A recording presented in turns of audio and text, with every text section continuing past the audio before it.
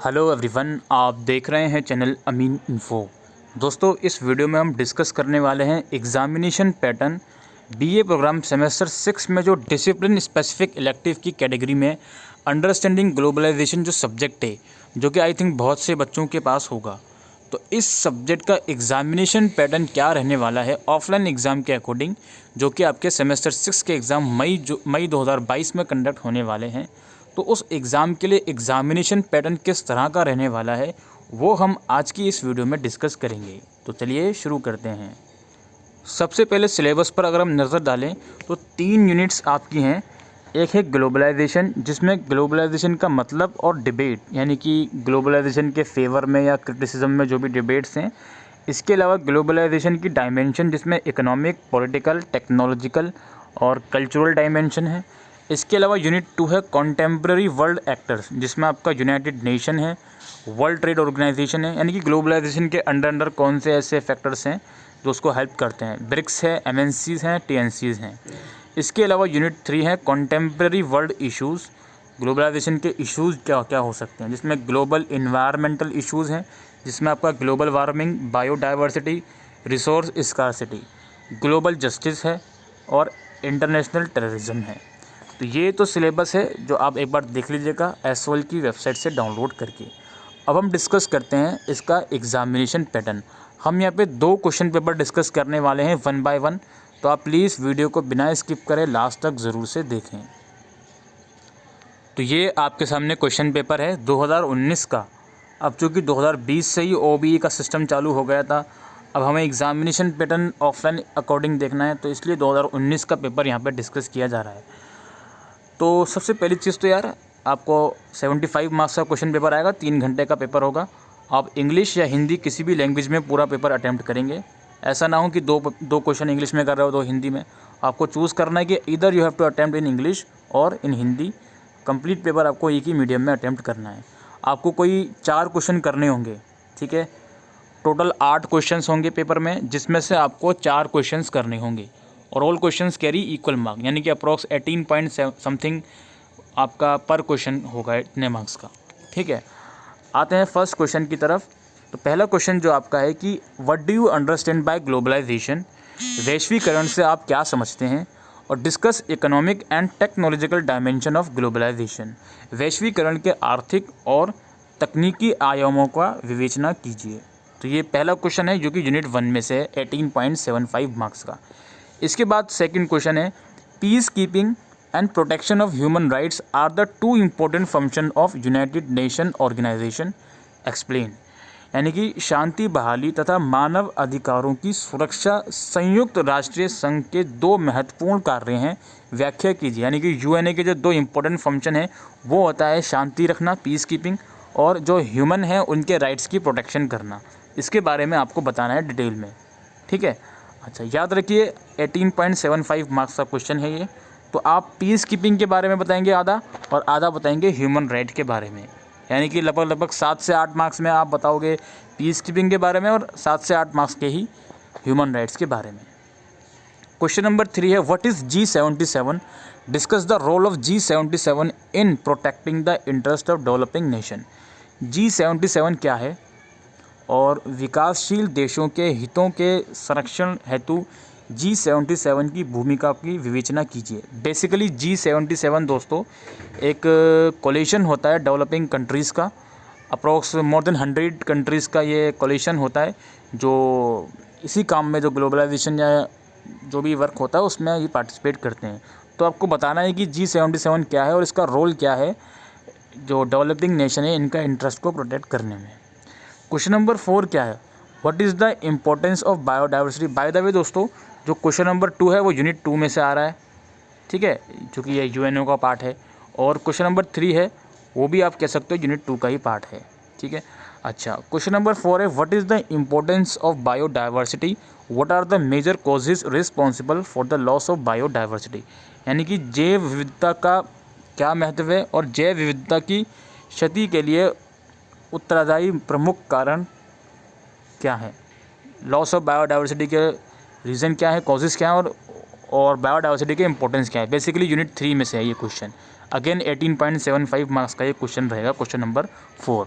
इसके बाद बारी आती है हमारी क्वेश्चन नंबर 5 की, कि has globalisation led to increasing inequalities within and between nation examine. क्या वैश्वीकरण ने राष्ट्रों के अंदर और उनके बीच असमानताओं को बढ़ाया है?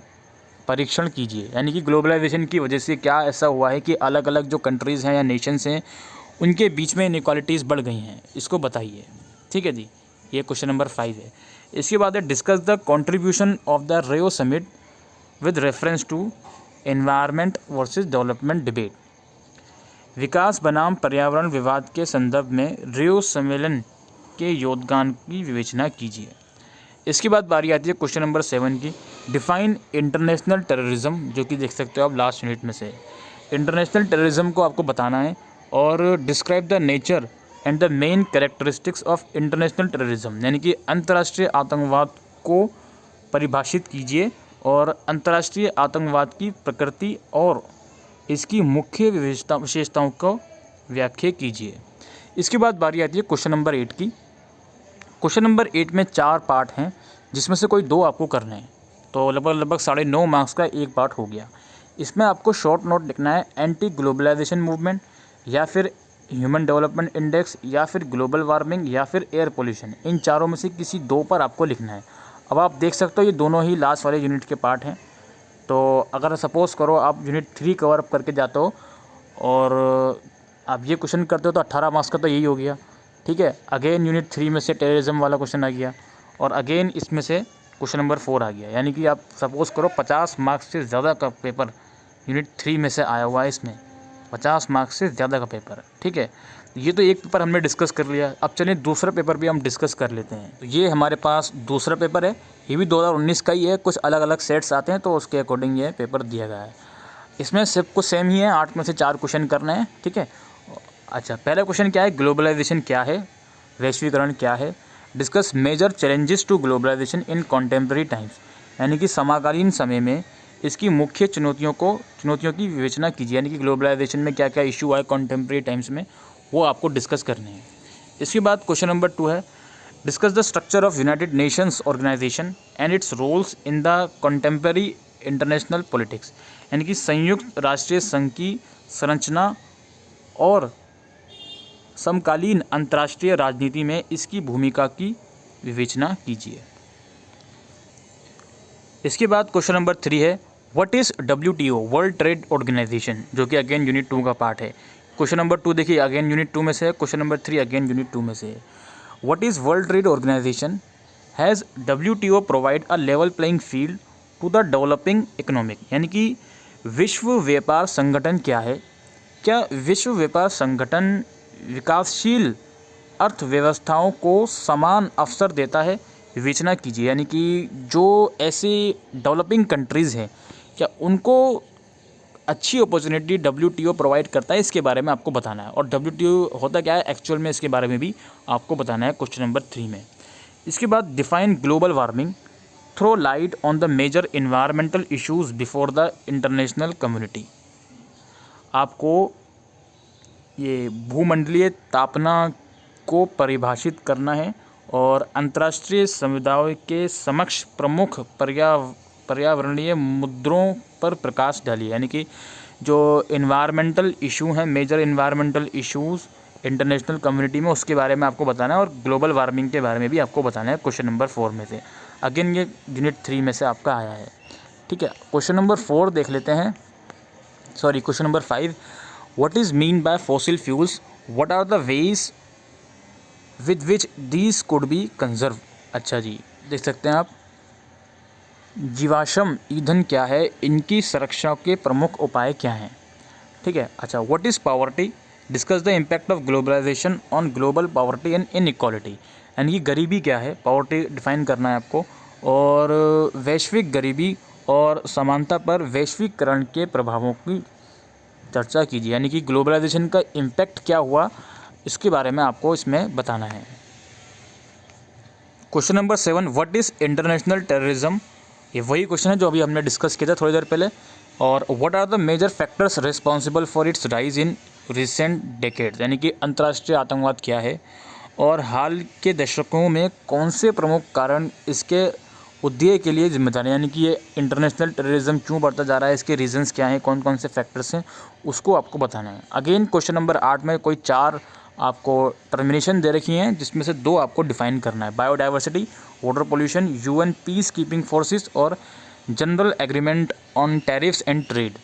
ठीक है, इसमें भी दोस्तों इस क्वेश्चन पेपर में भी आपने देखा जो लास्ट वाली यूनिट है एनवायरमेंटल इश्यूज़ जिसमें डिस्कस किए जाते हैं, उसमें से बहुत से क्वेश्चन आए हुए हैं। फॉर एग्जांपल इसमें आप देख सकते हो ग्लोबल वार्मिंग का अगेन क्वेश्चन, अगर हम क्वेश्चन नंबर 8 को ले लें तो 2 पार्ट इसके आए हुए हैं, और अगेन क्वेश्चन नंबर 7। तो आप अगर करना चाहो यूनिट 3 अगर प्रॉपर तरीके से कवर अप करते जाते हो सिर्फ यूनिट 3, तो आपके 50 मार्क्स से ज़्यादा का ईजिली कवर अप हो रहा है। और इसका मतलब ये नहीं है कि सिर्फ आपको यूनिट 3 ही करनी है, मैं एक तरीका आपको बता रहा हूँ क्वेश्चन पेपर को समझ के।